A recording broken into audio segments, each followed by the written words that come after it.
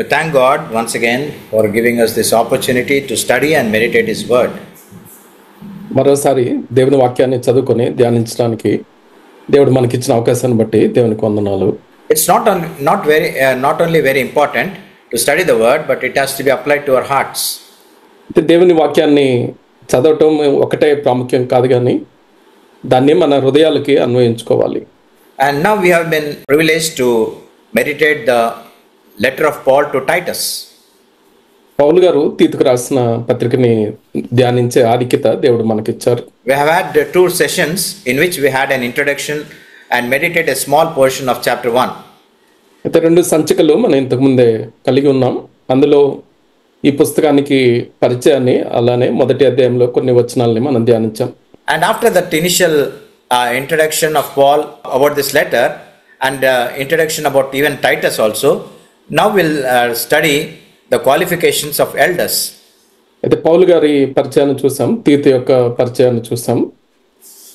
ఈ రోజున పెద్దల యొక్క అర్హతలని లేదా యోగ్యతలని మనం ఆలోచన చేద్దాం. The one purpose we find in this letter of Paul to Titus is to set the things in order in the church at Crete. అయితే ఇక్కడ తీతుకి ఈ పత్రిక రాసిన ఆ ఉద్దేశాన్ని మనం గమనించినట్లయితే, క్రేతులో ఉన్న సంఘాన్ని సరిదిద్దటానికి ఈ పత్రిక రాశారు. If this was the one purpose, the second purpose was to see that qualified elders were appointed in that church. తర్వాత అది ఒక ఉద్దేశం అయితే, రెండవది ప్రతి పట్టణంలో సంఘములో యోగ్యులైన పెద్దలని నియమించటానికి.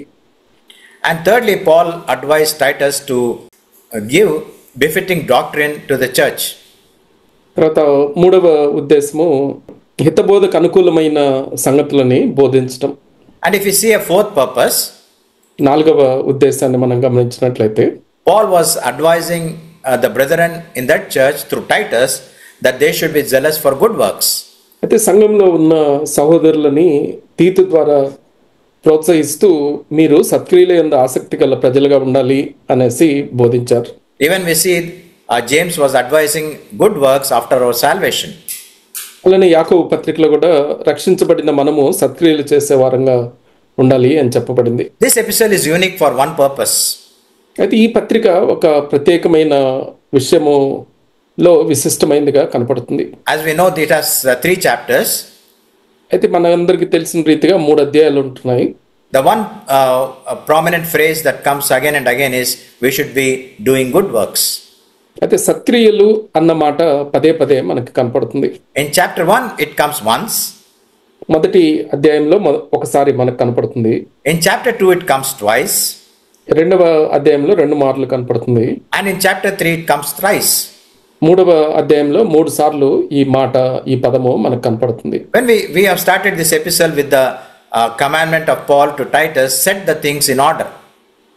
అయితే ఈ పత్రికని పౌలు గారు తీతుకు రాసిన ఆజ్ఞగా ఉన్న సంఘాన్ని సరిదిద్దమనే మాటతో మనం ప్రారంభించాం.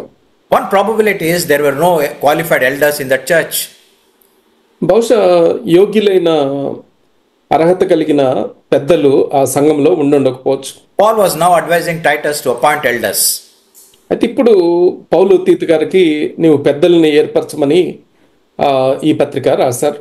In fact, the first century church also they selected elders and appointed them. నిజానికి మొదటి శతాబ్దపు సంఘంలో కూడా మనం చూస్తే ప్రతి సంఘములో వారు పెద్దలని ఏర్పరచుకున్నట్లుగా మనం చూడొచ్చు. How did they appoint the elders? ఏ రీతిగా ఏర్పరిచారండి పెద్దలని వాళ్ళు? In Acts chapter 14 and verse 23, అపోస్తలుల కార్యాల గ్రంథం 14వ అధ్యాయం 23వ వచనంలో ఇలా ఉంటుంది. The procedure they followed to appoint the elders was they did prayer and fasting. అయితే పెద్దలని ఏర్పరచడానికి వాళ్ళు ఎన్నుకున్న మార్గం ఏంటంటే ఉపవాసం ఉండి ప్రార్థన చేశారు. And then they entrusted these elders to the Lord. ఆ రీతిగా చేసిన తర్వాత ప్రభుకి వారిని అప్పగించారు. And these qualifications of the elders which has been stipulated by Paul to Titus, అయితే పౌలు గారు తీతుకు తెలియజేసిన ఈ అర్హతల్ని మనం చూసినట్లయితే we find the same qualifications reiterated in the letter to Timothy. తిమోతికి రాసిన పత్రికలో కూడా ఇదే అర్హతలు మరోసారి పునరుద్ఘాటించడం మనం చూస్తాం. So we conclude that the qualifications are one and the same for every church. అంచేత ఈ రెండింటిలో రాసిన సంగతులను బట్టి ఎక్కడ సంఘములో పెద్దలను ఏర్పాటు చేయాలన్నా వారికి ఉండాల్సిన అర్హతలు ఒకటే అనేసి మనకు అర్థమవుద్ది. So we conclude it's the same for our church. అలానే మన సంఘంలో కూడా అదే పద్ధతిని మనం అనుసరించాలి. So we need not dilute or deviate from the qualifications. అంచేత ఈ అర్హతలని నీరుగార్చటం లేదా వాటి నుంచి పక్కకు తొలగటం అనేది మనం చేయకూడని పని. If we see the qualifications of an elder, ఒక పెద్దకు ఉండాల్సిన అర్హతల్ని మనం గమనించినట్లయితే we have one important observation. మనం ఒక పరిశీలన చేయాలి. The emphasis is on character but not on any skill or knowledge. అది వారికి ఉన్న తెలివితేటలు నైపుణ్యత మీద కాకుండా వారి యొక్క వ్యక్తిత్వానికి ప్రధాన స్థానము ప్రాముఖ్యత ఇవ్వబడింది. Dear friends, when you observe a person and his lifestyle, ప్రియులైన ఒక వ్యక్తిని అతని జీవన శైలిని మనం గమనించినప్పుడు it's just like a window, and when we peep into that, we can see his character. అయితే ఒక కిటికీలో గుండా మనం ఇంట్లో ఉన్న వస్తువులు చూసినట్లు ఆ వ్యక్తి యొక్క వ్యక్తిత్వాన్ని జీవన శైలిలో మనం చూస్తాం. So if a person is to be appointed as an elder, we have to evaluate what the person is, how the person is. అంచేత ఒక వ్యక్తిని పెద్దగా సంఘంలో నియమించాలి అని అంటే ఆ వ్యక్తి ఎటువంటి వాడో మనం గమనించాలి. He should not only be able to preach but to live that word. అతను కేవలం బోధించేవాడుగా కాకుండా బోధించే దాని ప్రకారం జీవించేవాడుగా ఉండాలి. Before we study the qualifications of an elder, let's remember what's the important thing when we appoint elders. ఈ పెద్దలకు ఉండాల్సిన అర్హతల్ని మనము ధ్యానించే ముందు మరికొన్ని ప్రాముఖ్యమైన సంగతులు ఆలోచన చేద్దాం. If a person has gone to a seminary, it doesn't qualify him to be an elder. అంచేత ఒక బైబిల్ పాఠశాలకి బైబిల్ కళాశాలకి వెళ్ళి నేర్చుకోవటం అతనిని ఒక పెద్దగా అది అర్హతనివ్వదు అనేది గమనించాలి. If someone is good at oratory skills, it doesn't qualify him for spiritual leadership.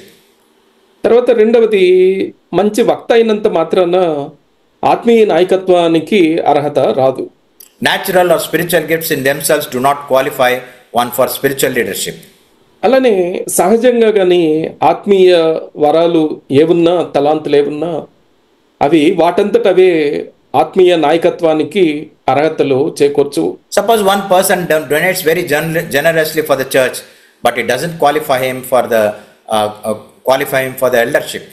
అదే రీతిగా ఒక వ్యక్తి దాతృత్వం కలిగి సంఘానికి ఎంతో ఇవ్వచ్చు, అది అతనిని ఆత్మీయ నాయకత్వానికి అర్హత ఇవ్వదు. ఆ చేసిన దానము అర్హత ఇవ్వదు. So from these reasons we can say that character takes a precedence over gifts in the selection of an elder. అంచేత ఈ లక్షణాలను బట్టి మనకు అర్థమయ్యేది ఏంటంటే పెద్దగా ఉండటానికి వారికి ఉన్న వరాల కంటే కూడా వారి వ్యక్తిత్వము ప్రధానమైనదిగా ఉంటుంది.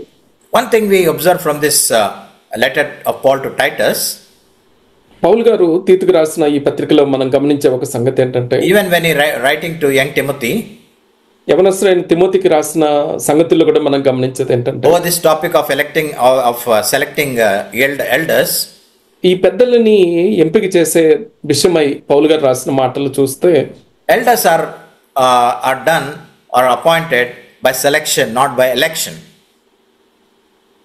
అయితే ప్రియులారా మనం గమనించినట్లయితే పెద్దలని ఏర్పరచుకోవటం జరుగుతుంది కానీ ఎన్నిక చేయటం అనేది జరగదు. And it is done by prayer and fasting. తర్వాత రెండవది అది ఉపవాసం ఉండి ప్రార్థన చేయటం ద్వారా జరుగుతుంది. And today we see in the Christendom people are elected or as elders by election. అయితే క్రైస్తవ్యంలో ఇప్పుడున్న పరిస్థితులు మనం చూసినట్లయితే వారొక ఎన్నిక ద్వారా ఈ పెద్దలు ఎంపిక చేయబడటం జరుగుతుంది. From now onwards, listen very carefully because we are going into the actual qualifications that is required for an elder. పెద్దలకు ఉండాల్సిన అర్హతలు మనం ఆలోచన చేయబోతున్నాం కనుక చాలా జాగ్రత్తగా ఈ మాటలు వినాల్సిందిగా కోరుతున్నాను. In Telugu we can call him a pedda or adhyakshudu. అయితే తెలుగులో మనం పెద్ద అనొచ్చు లేదా అధ్యక్షుడు అనేసి అనొచ్చు. So we see this list of qualifications from verses 6 to 9.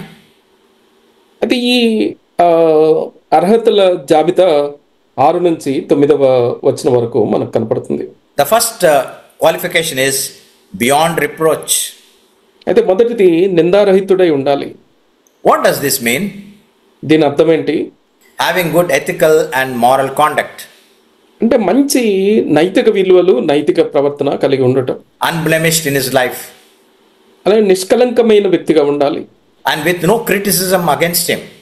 తర్వాత అతని మీద ఎటువంటి విమర్శలు లేనివాడై ఉండాలి. Probably see Job in this fashion, in this characteristic, in this qualification. అయితే ఈ లక్షణాలు యోబులో మనకు కనపడతాయి. And second qualification is he should be husband of one wife. తర్వాత రెండవది అతను ఏకపత్ని పురుషుడై ఉండాలి అని రాయబడింది.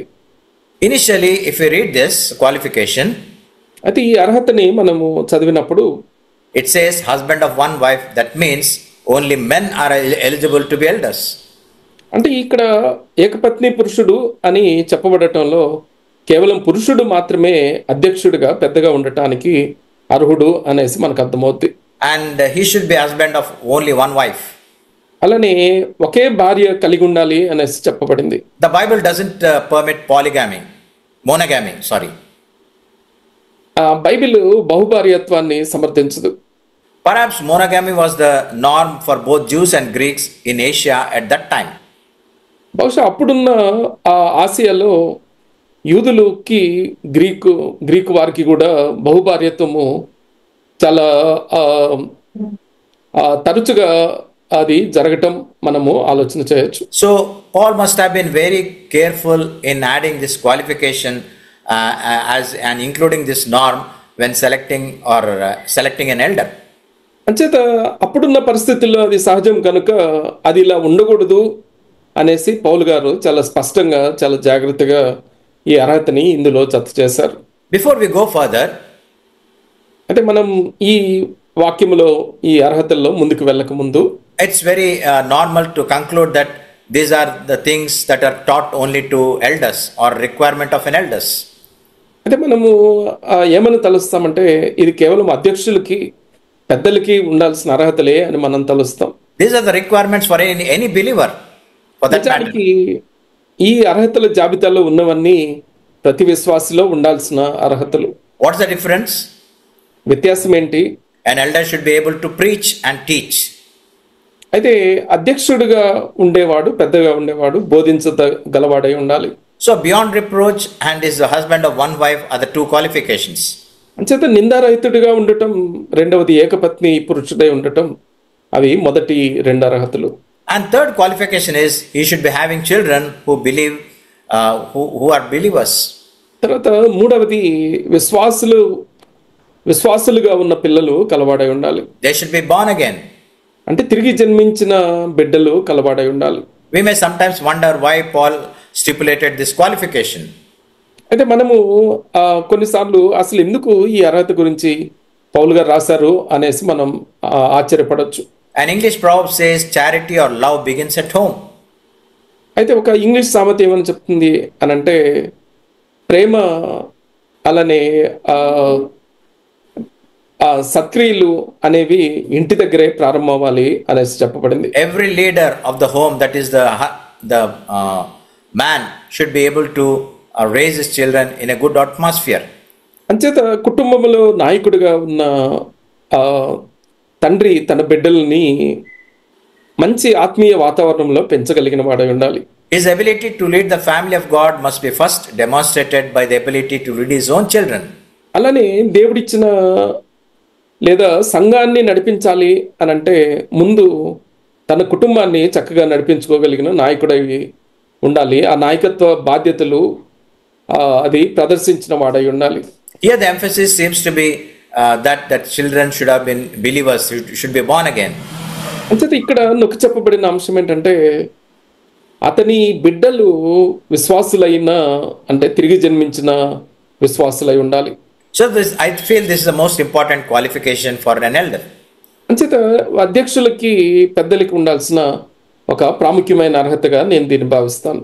Now the fourth qualification as listed in this letter, ఇక్కడ ఈ లేఖలో ఇవ్వబడిన జాబితాలో నాలుగవ అర్హత ఏంటంటే not accused of indecent behavior or rebellion.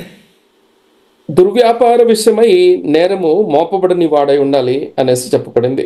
What this signifies is this elder should not be a disobedient person against God's command. అంటే దీని అర్థం ఏంటంటే దేవుని ఆజ్ఞలకి అవిధేయుడయ్యేవాడుగా ఆ అధ్యక్షుడు పెద్ద ఉండకూడదు.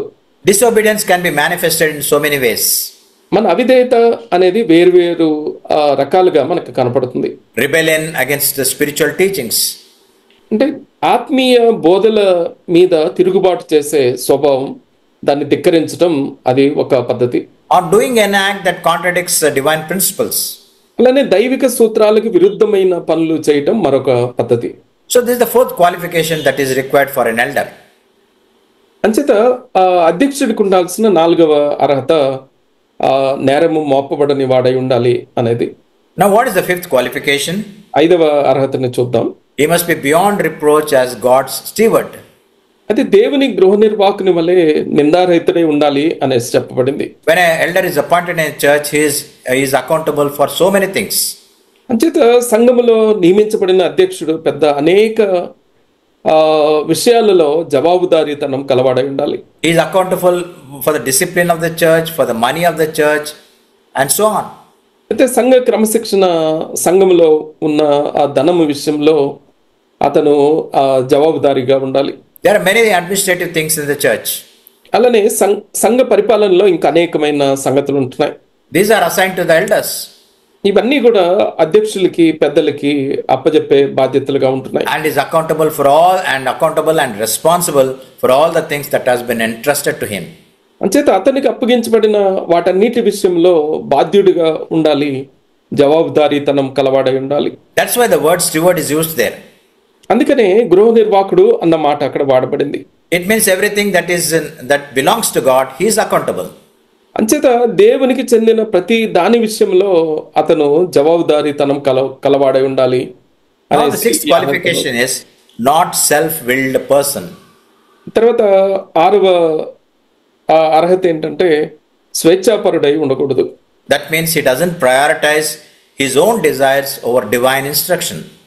అంటే దాని అర్థం ఏంటంటే దైవికమైన బోధకు పైగా తన సొంత ఇష్టాలని తను ప్రాధాన్యతగా పెట్టుకునేవాడుగా ఉండకూడదు.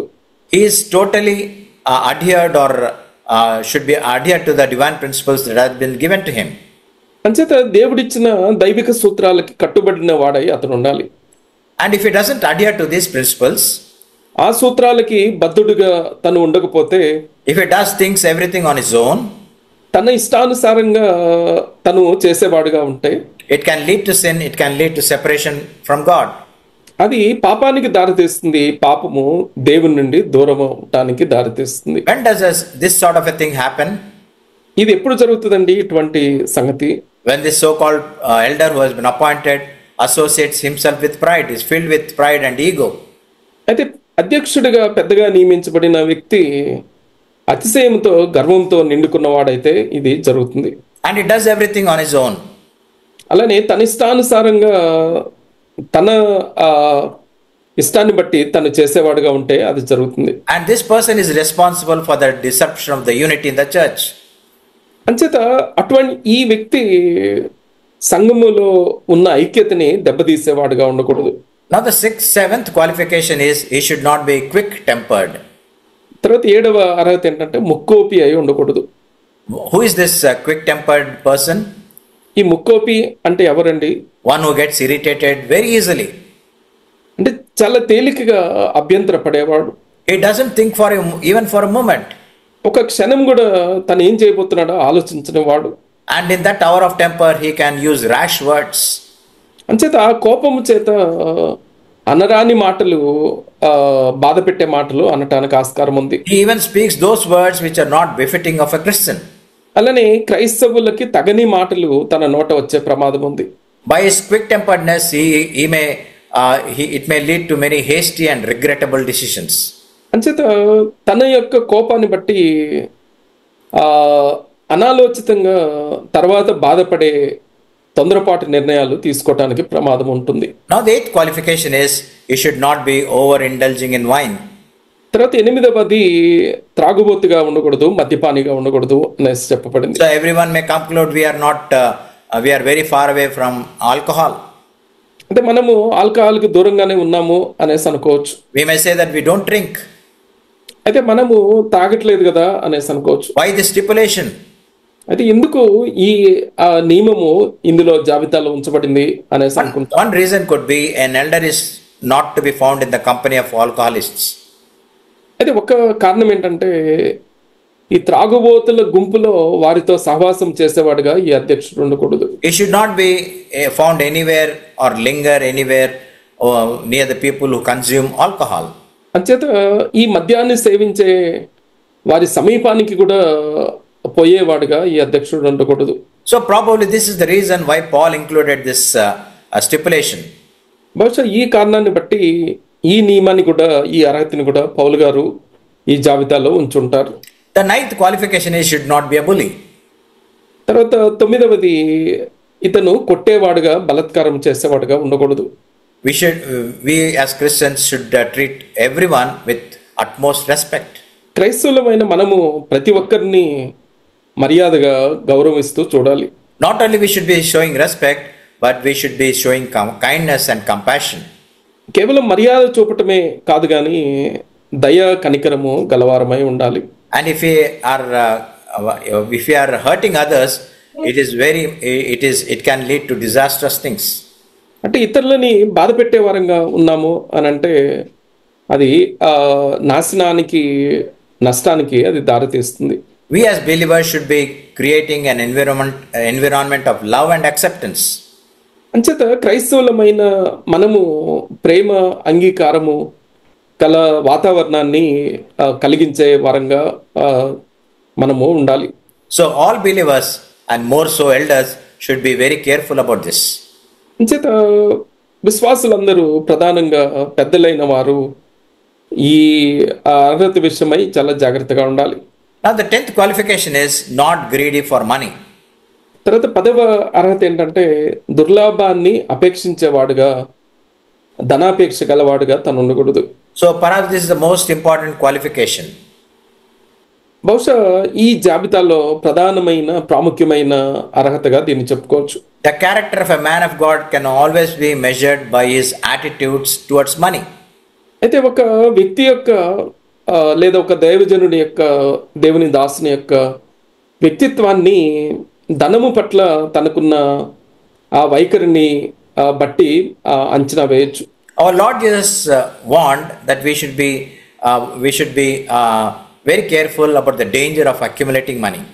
అంచేత ధనాన్ని కూడబెట్టుకునే విషయంలో ఉన్న ప్రమాదాన్ని గురించి ప్రభు హెచ్చరించారు. Our true treasures lie not in positions. అయితే మన నిజమైన ధనము మనం కలిగి ఉన్న వాటిలో ఉండకూడదు. But the treasure we possess is with regard to the relationship with our God, with our Father.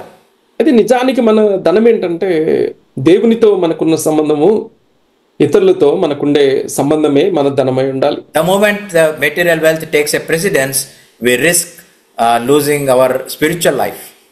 అంచేత ఎప్పుడైతే భౌతిక సంబంధమైన ఆస్తుల మీద మనం దృష్టి పెడతామో ఆత్మీయ జీవితంలో ఉండే ఐశ్వర్యాన్ని మనం కోల్పోతాం. We know the verse in the letter to Timothy, the love of money is the root cause of all evil.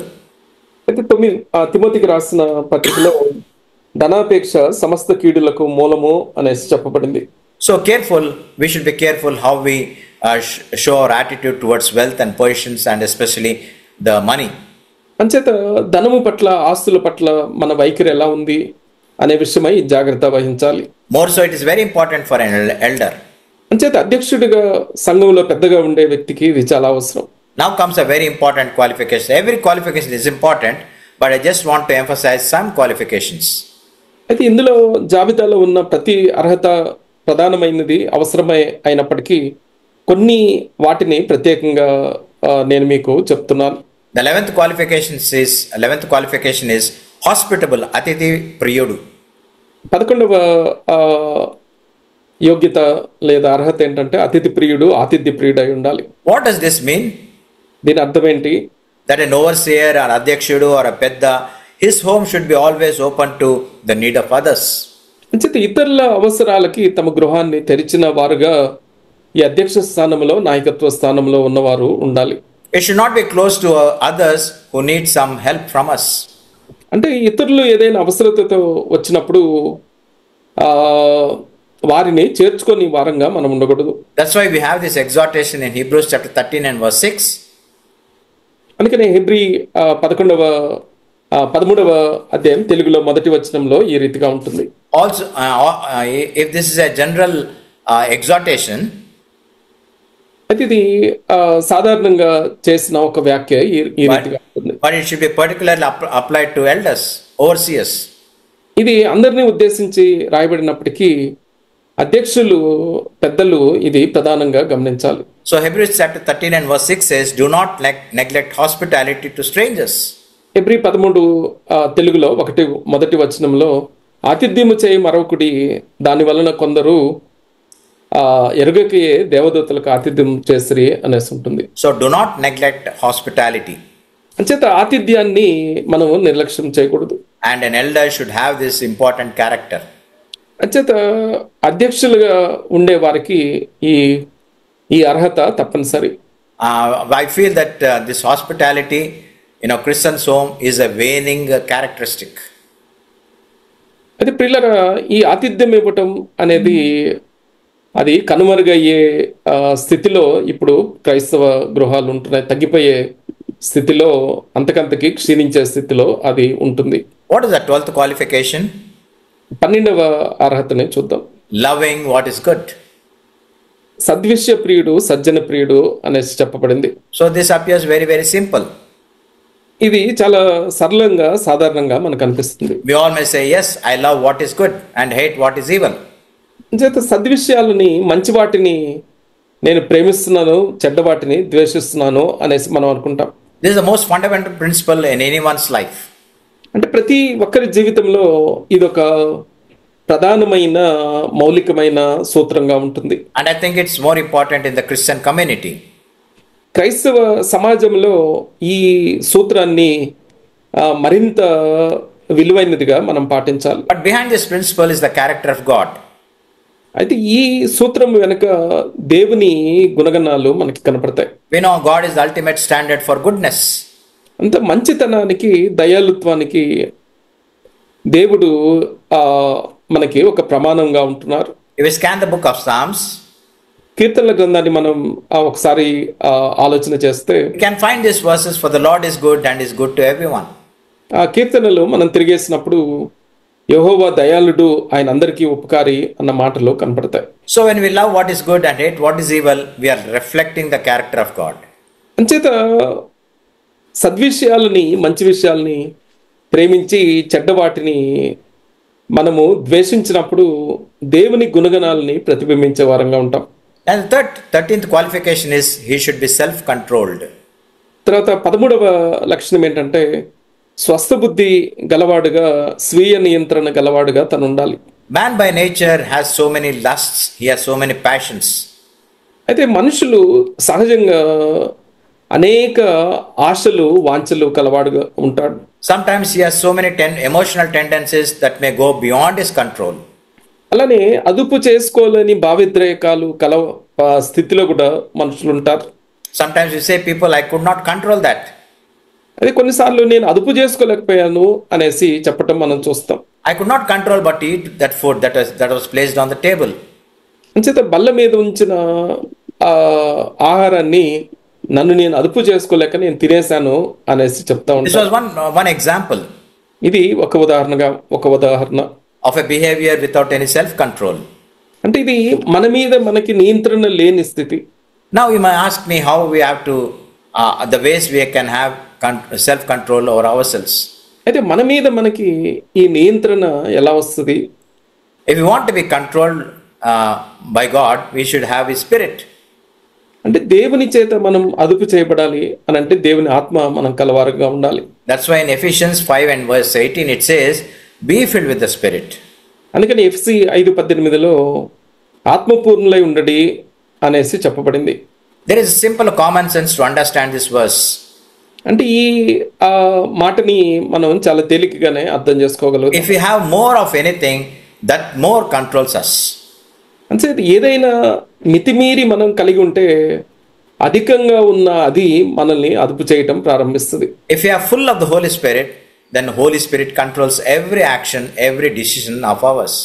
అంచేత మనం ఆత్మచేత నింపబడిన వారంగా ఉంటే అప్పుడు ఆత్మచేత అదుపు చేయబడతాం. So one qualification that we have for an elder is he should be spirit filled. అంచేత అధ్యక్షునికి పెద్దకు ఉండాల్సిన ఒక లక్షణం ఏంటంటే ఆత్మచేత నింపబడిన వాడై ఉండాలి. In Acts chapter 6 we see the apostles appointed elders. అపోస్తల కార్యాల గ్రంథం 6వ అధ్యాయంలో అపోస్తలులు పెద్దల్ని నియమించే ఆ సంఘటన మనం చూడొచ్చు. If I ask you who is the well-known figure who was appointed as an elder, I think the answer from you all is Stephen. అయితే అందులో అధ్యక్షులుగా పెద్దలుగా ఎంపిక చేసిన వాళ్ళలో ప్రముఖులు ఎవరు అని అంటే స్టెఫన్ పేరు మీరు చెప్తారు. And one of the important verses that is found in chapter 6 is he was spirit filled. అయితే 6వ అధ్యాయంలో ఇతని గురించి చెప్పబడిన ఒక మాట ఏంటంటే పరిశుద్ధాత్మతో నిండుకొనిన వాడు అనేసి చెప్పబడింది. One exercise we all can be doing is just take out the important characters of Stephen and how you relate it to the qualifications of an elder. అయితే మనం చేయదగిన ఒక చక్కని అభ్యాసం ఏంటంటే ఈ స్టెఫనీ యొక్క ఆ జీవితాన్ని మనం చూసి పెద్దలకి అధ్యక్షులకు ఉండాల్సిన అర్హతలు అతను ఏ రీతిగా కలిగి ఉన్నాడో మీరు ఆలోచన చేయండి. So self control is very very important for an elder. అంచేత స్వీయ నియంత్రణ స్వస్థ బుద్ధి కలవాడుగా ఉండటం అనేది అధ్యక్షులుగా పెద్దలుగా ఉండే వారికి తప్పనిసరి. Now the 14th qualification is he should be righteous. తర్వాత 14వ అర్హత ఏంటంటే నీతిమంతుడై ఉండాలి. What does this mean to us? అంటే దీని అర్థం ఏంటి? It means being right in the sight of God. దేవుని దృష్టిలో సరైన జీవితం జీవించడం. Yes, our nature should be right, our character should be right. అంచేత మన స్వభావము మన వ్యక్తిత్వము సరైన రీతిలో ఉండాలి. Our conscience should always point out to God. అలానే మన మనస్సాక్షి ఎప్పుడు దేవుని వైపు చూపించేదిగా ఉండాలి. A right conduct is pleasing in the sight of the Lord. అలానే దేవునికి ఇష్టమైన ప్రవర్తన కలవారమై ఉండాలి. So God is the standard for all these qualities. అంచేత ఈ లక్షణాలన్నిటికీ ప్రమాణం ఎవరు అని అంటే మన దేవుడే. And right living tries to achieve these qualities. అంచేత సరైన నీతి కలిగిన జీవితాన్ని జీవించడం ఈ లక్షణాలని అభ్యాసము చేయటానికి మనకు అవకాశం ఇస్తుంది. Yes, as far as possible be right in the sight of God. అంచేత సాధ్యమైనంత మేరకు దేవుని దృష్టిలో సరైన జీవితాన్ని జీవించే వారంగా ఉండాలి. We know about Stephen, how he was stoned to death. అయితే ఏ రీతిగా స్టెఫను రాళ్లతో కొట్టబడి చంపబడ్డాడో మనకు తెలుసు. But if you read the 7th chapter of the book of Acts, అపోస్తల కార్యాలు 7వ అధ్యాయాన్ని మనం చదివితే remember after he uttered the first and the 7th words uttered by Christ. క్రీస్తు పలికిన మొదటి మాటని 7వ మాటని స్టెఫన్ కూడా తను చనిపోవటానికి ముందు పలికినట్లుగా మనం చూడవచ్చు. After this Bible study is over, read this 7th chapter, the last verses. ఈ బైబిల్ అధ్యయన కూడిక అయిన తర్వాత 7వ అధ్యాయము చదవండి. అధ్యాయం అంతా చదవలేకపోతే కనీసం చివరిలో ఉన్న కొన్ని వచనాలన్నా చదువుకోండి. What was the first word uttered by our Lord on the cross? సిలువలో ప్రభు పలికిన మొదటి మాట ఏంటి? Forgive them for they know not what they do. వారు ఏమి చేయుచున్నారో వారు ఎరుగరు గనుక వారిని క్షమించుము అనేసి ప్రభు అన్నారు. Exact words uttered by Stephen. అవే మాటలు స్టెఫన్ కూడా పలకటం మనం ఇక్కడ చూస్తాం. And our Lord Jesus Christ also uttered the last word, it's finished, and I give my spirit to you. That's what is last words to God the Father. అలానే ప్రభువైన యేసుక్రీస్తు నా ఆత్మని నేను నీకు అప్పగిస్తున్నాను అని తండ్రితో అన్న మాటనే ఇక్కడ స్టెఫన్ కూడా నా ఆత్మను చేర్చుకోమని అడగటం మనం చూస్తాం. Yes, Stephen also echoed the same words. Stefan కూడా ప్రభు పలికిన ఆ మాటలే పలకటం మనం గమనించాలి. His life was lived almost to the standard of Jesus Christ. అంచేత ప్రభు అయిన యేసుక్రీస్తు ఏ ప్రమాణాలు కలిగి ఉన్నాడో అదే ప్రమాణాలు కలవాడుగా స్టెఫన్ జీవించటం మనకు కనపడుతుంది. We know our God is a lawgiver. పిల్లల మన ప్రభు మనకి ధర్మశాస్త్రాన్ని, శాసనాలని, ఆజ్ఞల్ని ఇచ్చేవాడుగా ఉంటున్నాడు. Write down this important verse in Isaiah 33 and verse 22, which says, "For the Lord is our judge, the Lord is our lawgiver, The Lord is our King. యెషయా గ్రంథం 33:22లో ఉన్న ఈ ప్రాముఖ్యమైన మాటలు జ్ఞాపకం ఉంచుకోండి. యెహోవా మనకు న్యాయాధిపతి, యెహోవా మన శాసనకర్త, యెహోవా మన రాజు. Now comes the 15th qualification. 15వ అర్హతని చూద్దాం. He should be holy. The elder qualification is it is a must. He should be holy. అధ్యక్షుడు పెద్దగా ఉండేవాడు పరిశుద్ధుడై ఉండాలి, పవిత్రుడై ఉండాలి. What's the meaning of this term? అంటే ఈ మాటకి అర్థం ఏంటి? The word holy means it has been set apart, consecrated or separated. అంటే పరిశుద్ధుడు, పవిత్రుడు అన్నమాట ఒక ప్రత్యేకమైన పని నిమిత్తము ప్రత్యేకించబడుట, వేరు చేయబడుట, ప్రతిష్ఠించబడుట అని అర్థం వస్తుంది. Purity or holiness is the divine character of God. అంచేత పరిశుద్ధత అనేది దేవుని లక్షణం. That's why we have this verse in 1 Peter chapter 1 verse 15. అందుకనే 1 పేతురు 1:15 ఈ మాట మనకు ఉంటుంది. Be like the Holy One who called you, be holy yourselves also in all your behavior. మిమ్మును పిలిచిన వాడు పరిశుద్ధుడై ఉన్న ప్రకారము మీరును సమస్త ప్రవర్తన యందు పరిశుద్ధులై ఉండుడి అనేసి అక్కడ చెప్పబడింది. Most of the time we specify only verse 16 which says, be ye holy for I am holy. అయితే అనేక సార్లు మనం 16వ వచనాన్ని జ్ఞాపకం ఉంటూ ఉంటాం. నేను పరిశుద్ధుడినై ఉన్నాను గనుక మీరును పరిశుద్ధులై ఉండుడి అనేసి ప్రభు చెప్పిన మాట. We forget to read verse 15. 15వ వచనాన్ని మనం సరిగా చదవని వారంగా ఉంటాం. Be holy yourselves in all your behavior. అంచేత సమస్త ప్రవర్తన యందు పరిశుద్ధులై ఉండుడి అన్న మాటని మనము పక్కన పెట్టేస్తూ ఉంటాం. This is not only stipulated for an ordinary believer, but for more specifically for an elder. ఇది మామూలు విశ్వాసులకి సాధారణంగా విశ్వాసులు అనుసరించాల్సిన ఆజ్ఞ అర్హత మాత్రమే కాదు, పెద్దలకి ఇది ఎంతో ప్రధానమైనదిగా ఉంటుంది. And the 16th qualification is he should be disciplined. Elder should be disciplined.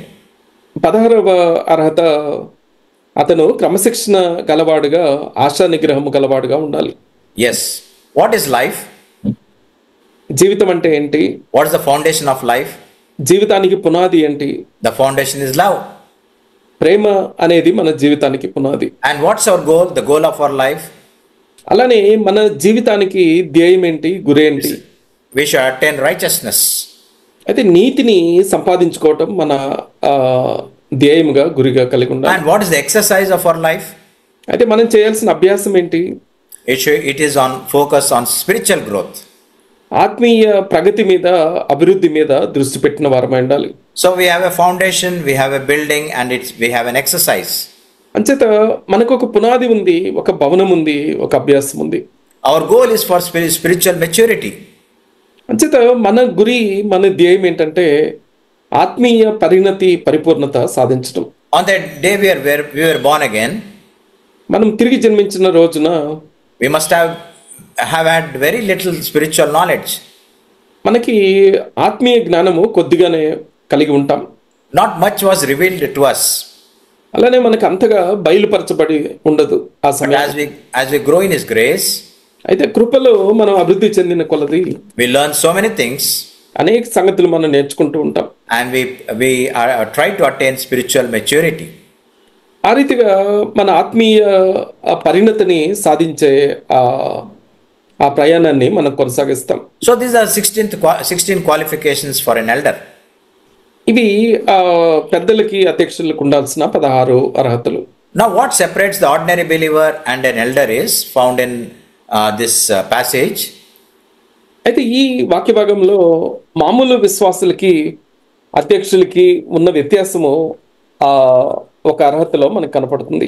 This comes the last and the 17th qualifications are required to be an elder. ఇది ఒక అధ్యక్షుడికి, పెద్దకి ఉండాల్సిన 17వ అర్హత. It says, holding firmly the faithful word which is in accordance with the teaching, exhort in sound doctrine, and to refute those who contradict it. ఆ మాట ఈ రీతిగా చెప్పబడింది.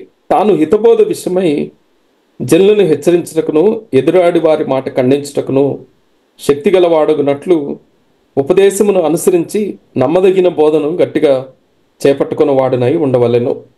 So in ordinary terms, what does this tell us? సరళమైన భాషలో మనము చెప్పుకోవాలి అని అంటే ఈ వచనం మనకి ఏం నేర్పిస్తుంది? He should be teachable and he should be in a position to teach others. అతను నేర్చుకునేవాడై ఉండాలి, రెండవది నేర్పించేవాడై ఉండాలి. He should be firmly holding to sound doctrine as revealed in scriptures. లేఖనాలలో బయలుపరచబడిన నమ్మదగిన సత్యబోధని గట్టిగా చేపట్టుకున్నవాడై ఉండాలి. And the most important thing is he should be in a position to refute or correct anything that has been contradicting the scriptures. అలానే లేఖనాలని ఎవరైనా విమర్శించటం, ఖండించటం చేసినప్పుడు వారిని ఎదిరించే శక్తి గలవాడై ఉండాలి. One question comes to our mind.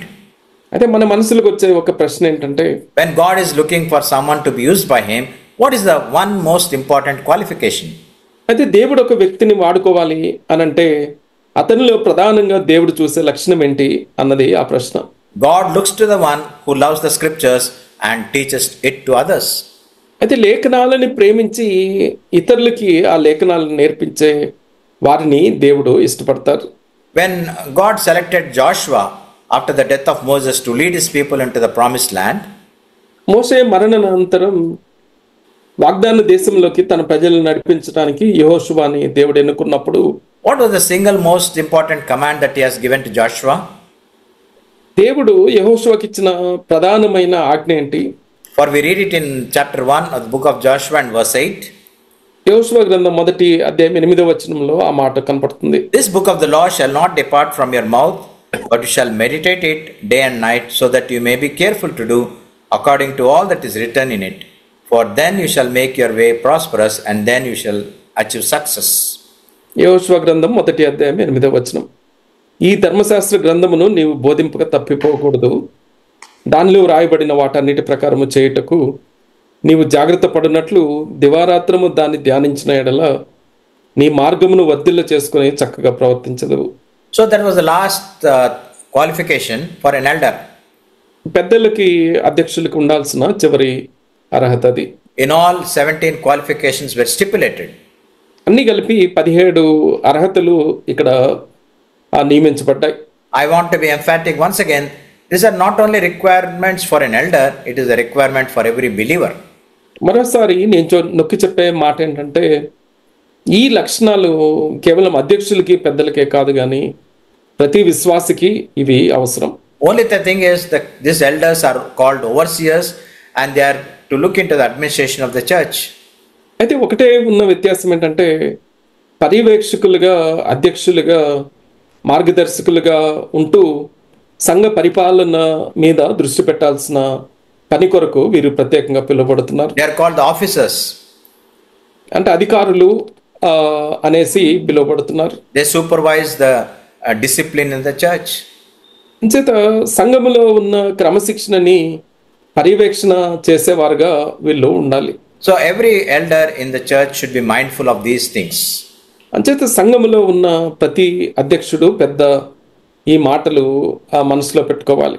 And every believer should have this goal that I should be able to satisfy all the qualifications. అలానే ప్రతి విశ్వాసి ఈ అర్హతలన్నీ నాలో ఉండాలి అన్న ఆశ కలవాడై ఉండాలి.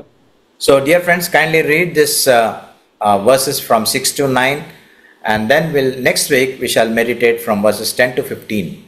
6 నుంచి 9 వరకు ఉన్న ఈ మాటలు మరోసారి మీరు చదువుకోండి. వచ్చే వారం 10 నుంచి 15 వరకు ఉన్న భాగాన్ని మనం ధ్యానిద్దాం.